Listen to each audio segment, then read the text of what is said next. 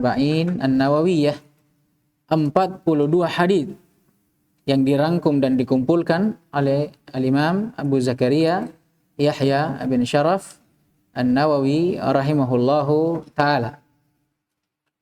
Dan alhamdulillah kita sudah menyelesaikan 40 hadis. Dan dengan demikian berarti tersisa 2 hadis yang akan kita bahas.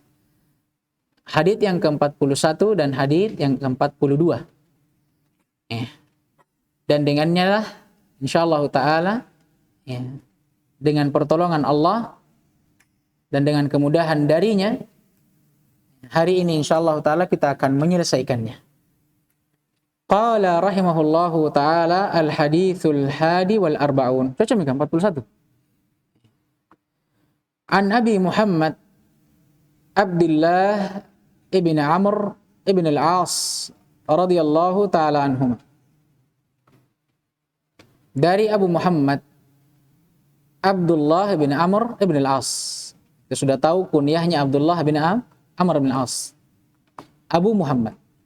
Qala, beliau berkata, qala Rasulullah sallallahu alaihi wasallam, Rasulullah sallallahu alaihi wasallam pernah bersabda, la yu'minu ahadukum hatta yakuna hawahu taba'an lima ji'tu bihi.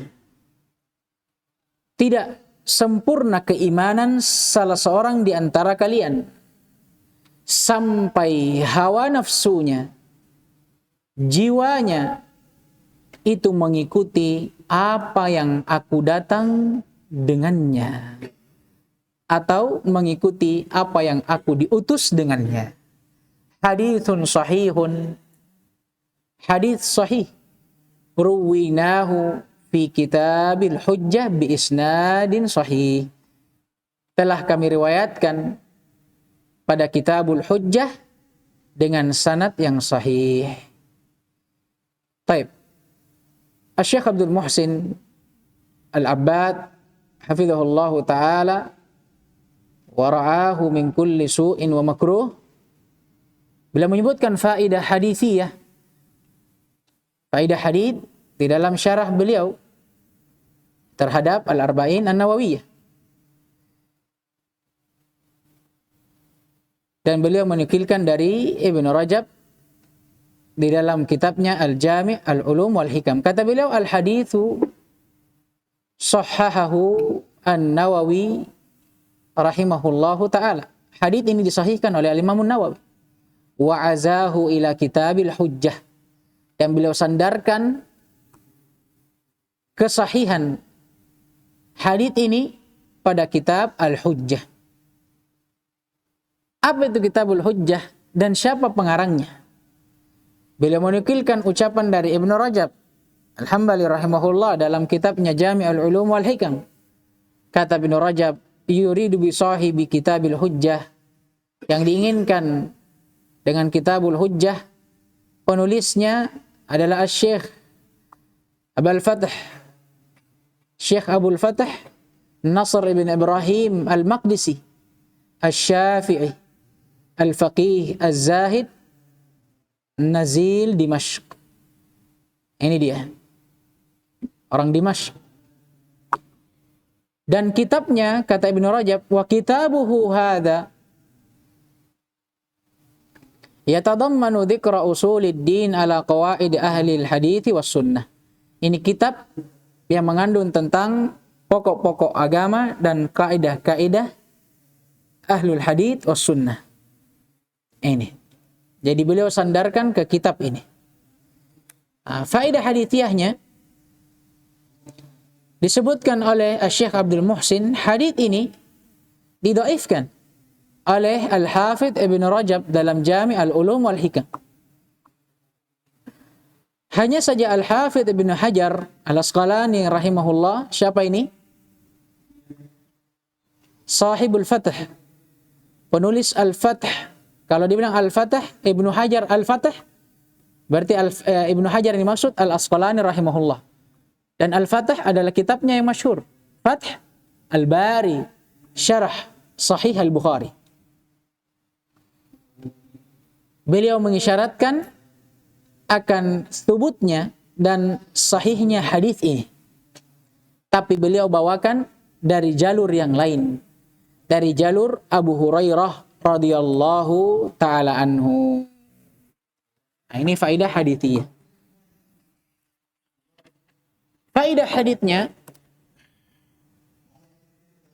di dalam hadits Nabi alaihi salatu wassalam menafikan keimanan. Dan penafian keimanan di sini sama dengan penafian keimanan pada hadits-hadits sebelumnya. La yu'minu ahadukum hatta yuhibba li akhihi ma yuhibbu li nafsi. Sama. Apa maksudnya? Apa yang dinafikan? Kamal al-iman. Kesempurnaan iman. Bukan asal atau pokok iman. Kenapa? Karena kalau yang dimaksud adalah pokok iman, tidak beriman seseorang. Kita nafikan pokok keimanannya. Apa yang mengharuskan kita? Mengkafirkan dia. Dan ini tidak dimaksudkan oleh hadits.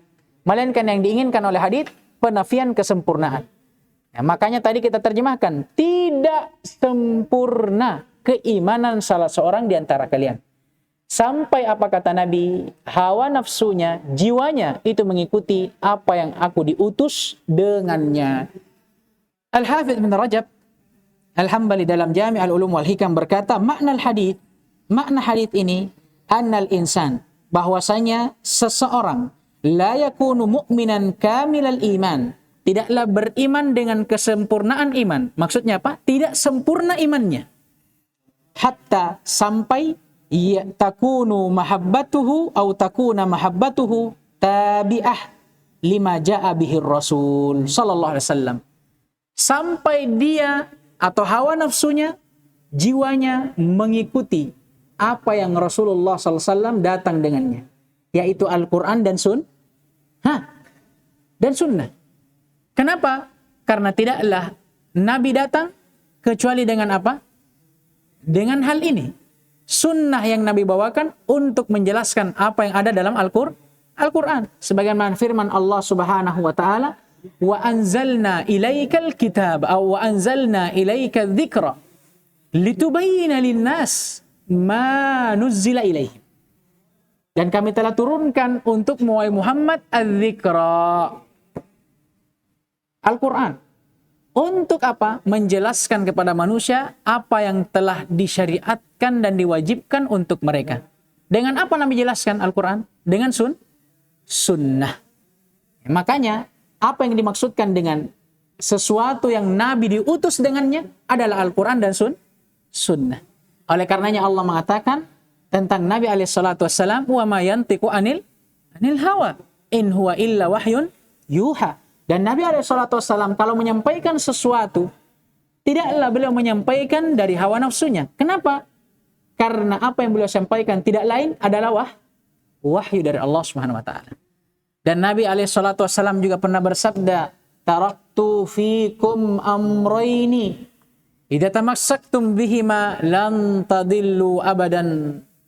Kata Nabi, aku telah meninggalkan dua perkara untuk kalian, yang apabila kalian berpegang teguh di atas dua perkara ini, kalian tidak akan pernah sesat selama-lamanya. Apa yang Nabi tinggalkan untuk kita? Kata Nabi SAW, Kitabullahi wa sunnatu rasulihi. Kitabullah dan sunnah Rasulnya. Kata Ibnu Rajab Al-Hambali, seseorang tidak akan pernah sempurna imannya, bagaimanapun dia mengaku beriman. Sampai apa? Hawa nafsunya, jiwanya, kecintaannya, itu mengikuti Al-Quran dan sunnah. Paham ini? Maka kata beliau, fayuhibba ma amarallahu bih wa yakrahu ma naha anhu. Maka kalau begitu, keharusannya apa? Jiwanya, hawa nafsunya, kecintaannya, itu harus mengikuti apa yang Allah perintahkan dan apa yang Rasulnya perintahkan. Amin. Ya begitu pula kebalikannya. Tidaklah dia membenci kecuali apa yang Allah benci dan apa yang Rasulnya benci. Oleh karenanya Imam Nawawi rahimahullah berkata dalam syarah hadits ini, maksud dari hadits ini anna syakhsa yajibu alaihi ay ya'rida amalahu alal kitabi was sunnah. Wajib atas seseorang untuk mendirikan amalannya di atas tuntunan dan cahaya Al-Quran dan sunnah. Kalau tidak sempurna keimanannya. Paham ini? Baik. Dan tidak boleh, kata beliau, yukhalifu hawahu wa yattabi' ma ja'a bihi sallallahu alaihi wasallam. Dan hendaknya dia menyelisihi hawa nafsunya dan mengikuti apa yang Nabi telah datang dengannya. Dan kata Imam Nawawi, ini semakna dengan firman Allah Subhanahu wa taala, "Wa ma kana lil mu'minin wala mu'minatin idza qadallahu wa rasuluhu amran ay yakuna lahumul khiyaratu min amrihim." Tidak pantas bagi seorang mukmin, tidak pula mukminah, laki-laki dan perempuan dari kalangan orang-orang yang beriman, tidak pantas bagi mereka, kata Allah, apabila Allah dan Rasulnya telah menetapkan suatu hukum terhadap suatu perkara. Tidak pantas bagi mereka untuk memilih hukum yang lain untuk perkara mereka. Paham ini? Begitu pula para sahabat, tatkala mereka berselisih dan tidak menjadikan hukum yang mereka pilih, hukum yang mereka bangun di atas pendapat Rasulullah sallallahu alaihi wasallam, Allah Subhanahu wa taala berfirman, "Fala wa rabbika la yu'minun hatta yuhakkimuka fima syajara bainahum thumma la yajidu fi anfusihim harajan mimma qadait wa yusallimu taslima." Kata Allah menegur para sahabat Nabi, demi fala wa rabbika, sungguh dan demi Rabbmu, tidaklah mereka beriman. Apa maksudnya? Tidak sempurna keimanan mereka sampai mereka menjadikanmu, wahai Muhammad, hakim yang memutuskan apa yang mereka berselisih tentangnya. Paham ini? Dan sampai mereka tidak mendapatkan dalam diri mereka sedikit pun haraj. Ada apa itu? Apa bahasanya haraj ini ya? Bagusnya keganjalan. Apa bahasanya?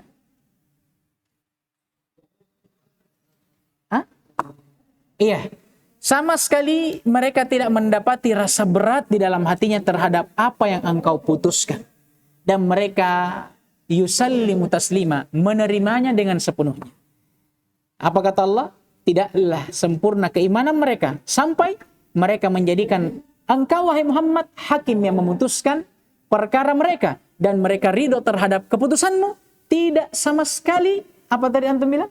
Mendapati keberatan dalam hati mereka. Melainkan dia serahkan sepenuhnya. Paham ini? Nah, inilah yang dimaksud dari makna hadits ini. Menunjukkan kepada kita akan wajibnya apa? Ittiba. Mengikuti apa yang Nabi SAW telah sampaikan dan sabdakan. Paham ini? Dan juga mengikuti dalil-dalil dan nas yang datang dari Al-Quran. Pemahaman kebalikan dari hadits ini juga terdapat tahdir terhadap apa kira-kira ini? Terhadap segala sesuatu yang menyelisihi apa yang Nabi bawakan.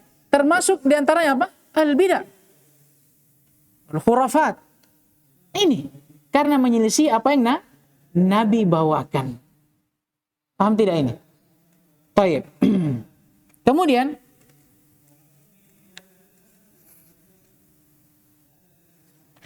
dalam hadits ini juga kita mendapati bahwa kecintaan itu perlu dibangun, bahkan wajib dibangun di atas kecintaan kepada Allah dan Rasulnya.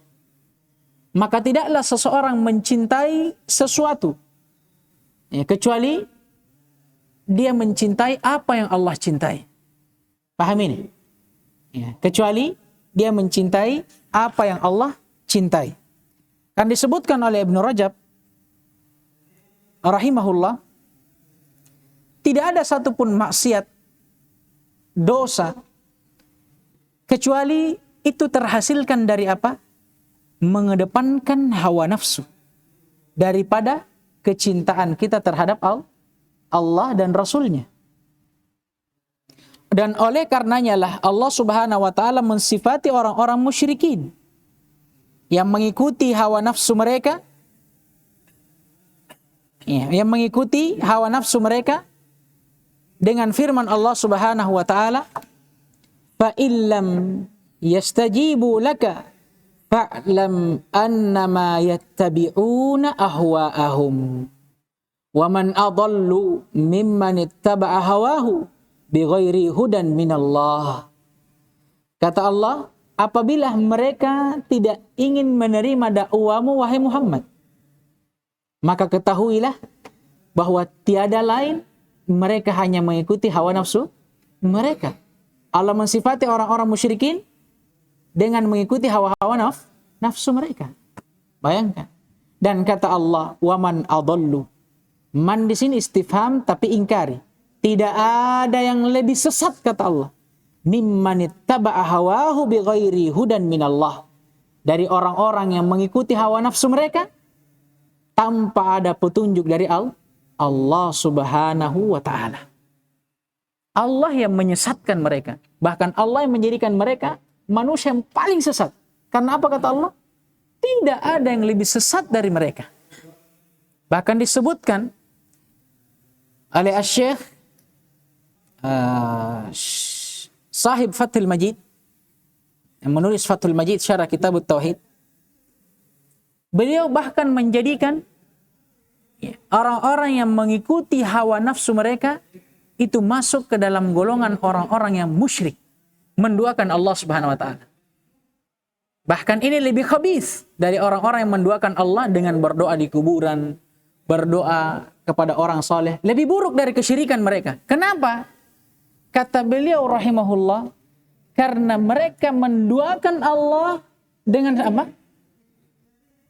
Dengan hawa nafsu mereka. Mereka lebih memilih tunduk kepada hawa nafsu mereka daripada tunduk kepada perintah Allah Subhanahu wa taala. Bayangkan. Makanya kata Ibnu Rajab, tidak ada satupun dosa dan maksiat kecuali muncul dari apa? Dari ini. Mengedepankan hawa nafsu daripada kecintaan kepada Allah dan Rasulnya. Begitu pula kata beliau bidah. Coba lihat ahlul bidah. Apa yang membuat mereka terjatuh ke dalam bid'ah, bahkan membela bid'ah mereka dan mengatakan, mati-matian mengatakan bahwa bid'ah mereka lah yang benar. Bahkan mengatakan yang hak, justru yang hak adalah yang batil. Apa yang membuat itu semua? Sama kata beliau. Takdim al-hawa, mengedepankan hawa nafsu ala syara', di atas syariat Allah Subhanahu wa taala dan Rasulnya. Paham ini? Dan oleh karena itu kata Ibnu Rajab, ahlul bidah itu juga dinamakan apa? Ahlul hawa. Dari sinilah kalau antum dengar itu para ulama mengatakan ahlul hawa, maka yang diinginkan dengan mereka siapa? Ahlul bidah. Kenapa dikatakan ahlul hawa? Karena mereka membangun peribadatan yang mereka lakukan di atas hawa nafsu mereka, bukan di atas syariat. Baik. Dan faidah juga disebutkan oleh Ibnu Rajab masih dalam kitab beliau Jami' al-Ulum wal Hikam tentang kata hawa. Kata beliau yang ma'ruf, yang ditahu, yang tersebar, penggunaan kata hawa secara mutlak itu untuk mendefinisikan al-mail ila khilaf al-haq. Sesuatu keterpalingan, kecondongan kepada keburukan. Paham ini? Kecondongan kepada keburukan. Namanya hawa nafsu, ya kan? Kalau kita, kata beliau, mengitlakkan hawa nafsu, maka asal peletakannya yang masyhur itu untuk mendefinisikan apa? Penyimpangan atau kecondongan hati kepada apa? Kepada keburukan. Sebagaimana dalam firman Allah, kata beliau, wa la tattabi'il hawa fayudilluka an sabilillah. Kata Allah, dan jangan sekali-kali engkau mengikuti hawa nafsu. Niscaya engkau atau hawa nafsu itu akan menyesatkan engkau dari jalan Allah. Hawa nafsu ini apa yang kita pahami? Kecondongan hati kepada keburukan. Jelas akan memalingkan kita dari jalan Allah. Hanya saja kata beliau, wa qad yutlaqul hawa bimaknal mahabbah. Hanya saja kadang hawa itu, kata hawa dalam bahasa Arab itu diitlakkan untuk bermakna mahabbah, kecintaan. Oleh karenanya lah kata beliau tadi, makna hadis ini tidak sempurna keimanan seseorang sampai kecintaannya itu mengikuti apa yang Nabi bawakan dan Nabi diutus dengannya. Baik. Di antara yang dalil yang menunjukkan akan kadang kata hawa dipakai untuk bermakna mahabbah adalah kisah Umar dan Abu Bakar tatkala dia berselisih. Kemudian Nabi lebih memilih ucapan Abu Bakar. Kata Umar radhiyallahu taala anhu, fahawiya Rasulullah sallallahu alaihi wasallam ma qala Abu Bakar walam yahwa ma qultu. Nabi lebih hawa kepada ucapan Abu Bakar, lebih condong kepada ucapan Abu Bakar daripada ucapanku. Apa yang dimaksud dengan hawa? Mahabbah. Lebih suka, lebih cinta kepada ucapan Abu Bakar, sehingga Nabi memilih ucapan Abu Bakar daripada Umar. Taib. Dan ini juga menunjukkan akan kemuliaan ibadah mahabbah, cinta kepada Allah Subhanahu wa ta'ala dan kepada Rasulnya. Sampai disebutkan di dalam hadits yang masyhur, Nabi SAW bersabda, Salasun man kunna fihi wajada bihinna halawatal iman. Ada 3 perkara yang apabila ketiga hal ini terdapat pada seseorang, maka dia akan memperoleh manisnya keimanan. Kata beliau alaihi salatu wassalam, man kana Allahu wa rasuluhu ahabba ilaih mimma siwahuma. Di antaranya orang yang mengedepankan cintanya kepada Allah dan Rasulnya daripada apa? Daripada selain daripada keduanya. Mau orang tuanya, saudaranya, anaknya, cucunya, keluarganya, karib kerabatnya, siapapun mereka yang cintai, ketika dia lebih mencintai Allah dan Rasulnya daripada mereka semua, sanak saudaranya, keluarganya, ayah ibunya, kata Nabi, ini diantara perkara yang bisa menyebabkan seseorang bisa merasakan manisnya keimanan. Disebutkan. Dan juga kecintaan kepada Allah dan Rasulnya mengharuskan kita kepada kecintaan terhadap apa yang Allah dan Rasulnya cintai. Di antaranya apa? Ibadah. Yang wajib, yang sunnah. Di antaranya juga apa? Ya, mungkin dari sebahagian hamba-hamba Allah yang Allah cintai dan juga Rasul sallallahu alaihi wasallam cintai. Seperti orang-orang pilihan yang Allah pilih. Seperti siapa? Para sahabat. Ya. Ini juga termasuk dari apa? Mahabbah. Sama. Dalam lanjutan haditsnya, kata Nabi alaihi salatu wassalam, di antara 3 perkara yang dengannya seseorang bisa mendapatkan manisnya keimanan, kata Nabi, wa ayyuhibbal mar'ah la yuhibbuhu illa lillah. Dan dia mencintai seseorang, tidaklah dia cintai kecuali di atas dasar kecintaan dia kepada Allah Subhanahu wa ta'ala. Baik. Hadits berikutnya, An Anas radhiyallahu taala anhu qala sami'tu Rasulullah sallallahu alaihi wasallam yaqul. Dari Anas radhiyallahu taala anhu beliau berkata, aku pernah mendengarkan Rasulullah sallallahu alaihi wasallam bersabda, qala Allah taala, Allah Subhanahu wa taala berfirman. Ini termasuk dari hadis qudusi. Kembali kita terangkan, apa itu hadis qudusi? Ma rawahu Rasulullah sallallahu alaihi wasallam an Rabbih, apa yang diriwayatkan Rasulullah sallallahu alaihi wasallam dari Rabbnya Allah Subhanahu wa taala secara langsung. Dan bentuknya ada dua, sebagaimana yang telah berlalu. Salah satunya apa yang ada dalam hadits ini. Qala Allah taala, Allah Subhanahu wa taala berfirman, "Ya bani Adam, wahai anak cucu Adam, innaka ma da'autani wa rajautani, ghafartu laka ala ma kana minka wala ubali." Kata Allah, wahai anak cucu Adam, sesungguhnya apabila engkau berdoa kepadaku dan berharap kepadaku, maka aku akan ampuni darimu apa yang telah berlalu dan aku tidak peduli. Maksudnya dari dosa-dosa.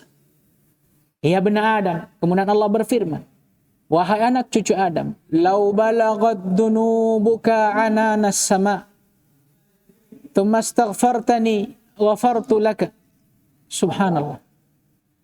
Andai kata Allah, dosa engkau telah mencapai, membumbung sampai ke puing-puing langit, kemudian engkau beristighfar kepadaku, kata Allah, ghafartu laka, aku pasti akan mengampuni dosamu. Kemudian Allah kembali berfirman, ya ibna Adam, wahai anak cucu Adam, innaka law ataitani biqurabil ardi khataya. Andai kata engkau datang menghadap di hadapanku dengan dosa sebanyak bumi, sepenuh bumi, thumma laqitani la tusyriku bi syai'a. Kemudian engkau menghadap kepadaku dalam keadaan engkau tidak pernah menyekutukanku. Kata Allah, la ataituka biqurabiha maghfirah. Subhanallah. Maka aku juga akan datang kepadamu dengan ampunan juga sebanyak bumi. Rawahu Tirmidzi. Hadits ini diriwayatkan oleh Imam Tirmidzi. Wa qala, dan beliau berkata, yakni Imam Tirmidzi, hadisun sahih. Hadits sahih. Hadits ini adalah hadits yang terakhir dari 42 hadits yang dirangkum oleh Imam Nawawi rahimahullah dalam kitab ini. Dan dari sini kembali kita ingatkan faedah yang pernah kita isyaratkan di awal. Dengan hadits ini genaplah hadits atau kitab Arba'in menjadi berapa hadits? 42. Tapi beliau namakan kitabnya dengan Al-Arba'in. Faedahnya, ini adalah kebiasaan para ulama yang menyebutkan angka dari 1 sampai angka puluhan, ya. Dari puluhan yang bergandengan dengan satuan, dari misalkan 41 sampai 49, dengan menjatuhkan satuannya dan menetapkan puluhannya. Ini. Contoh Al-Arba'in An-Nawawiyah. 40 hadits yang dirangkum oleh Imam An-Nawawi. Padahal isinya ada berapa? 42. Kenapa dikatakan 40? Beginilah uslub para ulama dalam menyebutkan angka puluhan. Dalam menamakan musannafat mereka. Mereka menjatuhkan satuannya dan menetapkan puluhannya. Taib. Hadits ini tentunya jelas menunjukkan kepada kita yang paling pertama yang nampak akan rahmat dan keluasan rahmat Allah Subhanahu wa taala, kasih sayang Allah Subhanahu wa taala terhadap hamba-hambanya. Ya, sebagaimana ayat yang sudah sering kita baca, Allah Subhanahu wa taala mensifati dirinya kataba ala nafsihi ar-rahmah. Apa? Taib, kataba rabbukum, ada kayaknya wa kataba ala nafsihi rahmah di ayat yang lainnya. Ya, karena saya kemarin sempat cek. Tidak apa-apa, ayat yang lainnya Allah lebih jelas. Kataba rabbukum ala nafsihi rahmah. Dan Allah telah menetapkan untuk dirinya sifat ar-rahmah. Dan di antara bentuknya jelas, di antaranya hadits ini, keluasan rahmat dan kasih sayang Allah terhadap hambanya. Coba perhatikan. Bagaimanapun dosa seorang hamba, kedurhakaan seorang hamba, kurang ajarnya seorang hamba, bagaimanapun dia melampaui batas kepada Allah Subhanahu wa taala dengan dosa dan maksiatnya, maka Allah tetap akan mengampuninya. Bahkan Allah mengatakan, bahkan dosa seorang hamba yang telah membumbung ke puing-puing langit. Bayangkan ini. Selama seorang hamba beristighfar, Allah akan ampuni. Bahkan kata Allah, seorang hamba, kalau dia menghadap di hadapan Allah dengan bergunung-gunung dosa, sampai memenuhi bumi, Allah tetap akan ampuni. Tapi dengan syarat, selama dia tidak menyekutukan Allah Subhanahu wa ta'ala. Walaupun dia tidak bertobat, selama dosanya bukan kesyirikan, walaupun dosa sepenuh bumi, dia bawa mati, belum bertobat. Selama dosanya bukan kesyirikan, kata Allah, Allah akan ampun. Ini tahta masyiatillah. Kalau Allah berkehendak. Bahkan di sebahagian riwayat, dalam hadits yang sahih, Allah Subhanahu wa ta'ala berfirman, haditsnya hadits Kudusi. Adnaba abdi dzamban. Hambaku berbuat dosa. Fa'alima anna rabbahu ghafira lah au yaghfiru dzamba wa ya'khudhu biha. Kemudian dia tahu bahwasanya Rabbnya adalah Maha Pengampun, lagi Maha menyiksa hamba-hambanya terhadap dosanya. Maka dia pun bertobat dan berkata, Allahumma gfirli. Ya Allah, ampunilah dosaku. Fa'ada. Kemudian dia ulangi dosanya setelah taubatnya. Atau afwan, sebelum itu kata Allah, faghafartulah. Maka aku pun mengampuninya. Fa'ada. Kemudian dia ulangi dosanya setelah taubatnya. Kemudian dia kembali sadar, fa'alima anna rabbahu yaghfirad dzamba wa ya'khudhu biha. Dia kembali sadar bahwa Allah Subhanahu wa taala Maha Pengampun, Maha merahmati hamba-hambanya dan akan menyiksa seorang hamba akan dosanya. Fataba, dia kembali bertobat dengan mengatakan Allahumma gfirli. Ya Allah, ampunilah dosaku. Faghafartulah. Ku ampuni lagi. Fa'ada. Dia ulangi lagi. Dia berdosa setelah taubatnya. Kemudian dia sadar lagi. Dia tahu bahwa Allah Maha mengampuni dan Allah bisa saja menyiksa seorang hamba atas dosanya.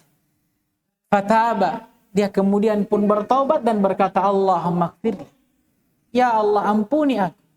Fa'ada. Dan dia ulang lagi. Sampai Allah mengatakan, baginya dia berbuat sesuka hatinya. Kata para ulama, selama dia bertobat, Allah akan ampuni dosanya. Lihat rahmat Allah. Tapi hadits ini jangan kita pakai untuk bermudahan berbuat dosa. Justru kita pakai sebagai cerminan diri. Malu kita maunya. Allah memberikan kita kesempatan untuk bertobat. Kita manusia yang dhaif. Hendaknya paham dan tahu diri untuk tidak melakukan dosa. Kenapa? Karena saking besarnya rahmat Allah. Jangan justru hadits ini kita gunakan untuk bermudahan berbuat dosa.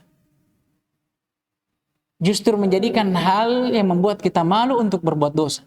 Bagaimana mungkin kita tega untuk berbuat dosa dan maksiat kepada Allah, sedangkan Allah membukakan pintu rahmatnya untuk kita.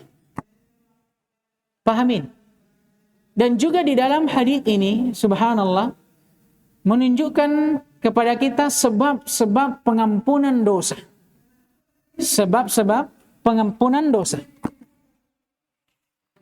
Disebutkan yang pertama adalah doa yang disertai dengan rasa harap kepada Allah Subhanahu wa ta'ala. Doa yang disertai oleh rasa harap atau dengan rasa harap kepada Allah Subhanahu wa ta'ala. Yang kedua adalah memperbanyak istighfar, memohon ampun kepada Allah Subhanahu wa ta'ala. Yang kedua adalah istighfar dan memohon ampun kepada Allah Subhanahu wa ta'ala.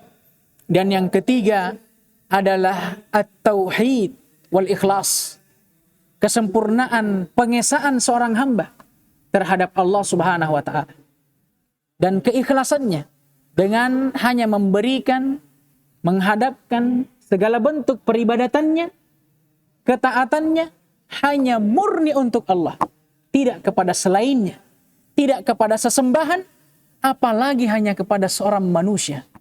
Seperti apa? Riya, sum'ah. Orang-orang yang hanya beramal hanya untuk didengar.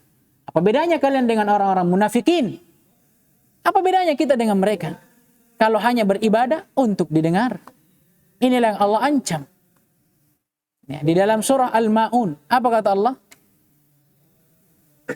Apa kata Allah lagi? Fawailun. Celakalah. Siapa yang Allah ancam dengan celaka? Al-musallun. Fawailun lil musallin. Celakalah mereka yang salat. Kenapa Allah ancam mereka dengan kecelakaan, kebinasaan? Allah jelaskan, alladzina hum fi salatihim sahun walladzina hum yura'un. Mereka adalah orang-orang yang lalai dalam salatnya, dan orang-orang yang salat dan tidak menginginkan dari salatnya kecuali riya, pandangan manusia. Apa gunanya? Mereka lah orang-orang di antara orang-orang yang Allah sebutkan dalam ayat, wa qadimna ila ma amilu min amal. Dan di hari kiamat kami akan diperhadapkan dengan amalan-amalan yang telah diperbuat oleh seorang hamba. Faja'alnahu haba'an mansura, kata Allah. Tapi amalan itu tidak ada gunanya. Allah jadikan apa? Haba'an mansura. Debu yang berterbangan. Kenapa? Karena tidak dibangun di atas asas amalan itu. Apa asas amalan? Al-ikhlas. Kemurnian tauhid kepada Allah Subhanahu wa ta'ala. Dan mulianya tauhid, dia adalah sebab di antara sebab pengampunan dosa. Dari mana diambil? Dari hadits ini. Apa kata Allah? Lau ataitani biqarabid dunya au biqarabil ardi khataya. Andai kata engkau datang menghadap kepada aku, kata Allah, dengan sepenuh bumi dari dosa. Summa ataitani apalagi kata Allah, thumma laqitani lam tusyriku bi syai'a. Kemudian engkau menghadapku tanpa menyekutukanku dengan siapapun. Apa maksudnya? Engkau ikhlas mentauhidkanku. Apa kata Allah? Aku akan mendatangimu dengan sepenuh bumi dengan ampunan. Allah akan ampuni dosanya yang sepenuh bumi tadi. Dengan sebab apa? La tusyriku bi syai'a. Dengan syarat itu saja, tidak menyekutukan Allah. Apa itu? Tauhid, ikhlas, hanya menghadapkan segala peribadatan kita hanya kepada Allahu Subhanahu wa ta'ala. Juga menunjukkan akan kemuliaan tauhid itu sendiri. Dan juga menunjukkan akan busuknya kesyirikan, sampai dia menjadi dosa yang tidak akan pernah Allah ampuni. Sebagaimana firman Allah Subhanahu wa ta'ala, ya, innallaha la yaghfiru ay yushraka bihi wa yaghfiru ma duna dzalika liman yasha. Allah Subhanahu wa ta'ala tidak akan pernah mengampuni dosa kesyirikan. Ya, kalau dia tidak bertaubat kepada Allah. Maka barang siapa yang mati di atas kesyirikan, belum bertobat kepada Allah, Allah tidak akan mengampuninya. Adapun dosa selain kesyirikan, kata Allah, wa yaghfiru ma duna dzalika liman yasha. Allah akan mengampuni dosa selain daripada kesyirikan, tapi tahta masyiah, di bawah kehendak Allah. Ya, insya'a, ya kan, ghafaralah, wa insya'a adzabah. Kalau Allah berkehendak, Allah ampuni. Tapi kalau Allah berkehendak yang lain, Allah akan mengadabnya dengan dosa itu. Baik. Sini juga menunjukkan akan kemuliaan doa. Ya, tentunya doa yang diiringi dengan rasa harap, dan juga menunjukkan akan kemuliaan istighfar. Kemuliaan istighfar. Baik, sampai di sini insyaallah taala. Wa nakunu bihadza qad intahina min hadza alkitab bi'aunillahi subhanahu wa ta'ala wa taysiri minhu azza wa jalla. Dan dengan ini kita telah menyelesaikan kitab ini, Al-Arba'in An-Nawawiyah, ya, 42 hadits yang dikarang oleh Imam Nawawi, khususnya dalam bab Al-Adab, Wal-Ahkam, wa Usul Asy-Syariah. Ya. Dan kita bersyukur kepada Allah Subhanahu wa taala yang telah memberikan kemudahan, pertolongan serta taufiknya kepada kita, yang dengannya lah kita mampu menyelesaikan dari kitab ini, dan semoga apa yang kita telah ambil, telah kita baca bisa bermanfaat untuk kita terutama, ya, dan untuk agama Islam dan kaum muslimin secara umum. Baik, naktafi bihadza al-qadar. Subhanakallahumma wa bihamdik, asyhadu an la ilaha illa anta, astaghfiruka wa atubu ilaik. Waffaqallahu al-jami' lima yuhibbuhu wa yarda wa yu'tina al-afiyata was salama. Allahumma amin.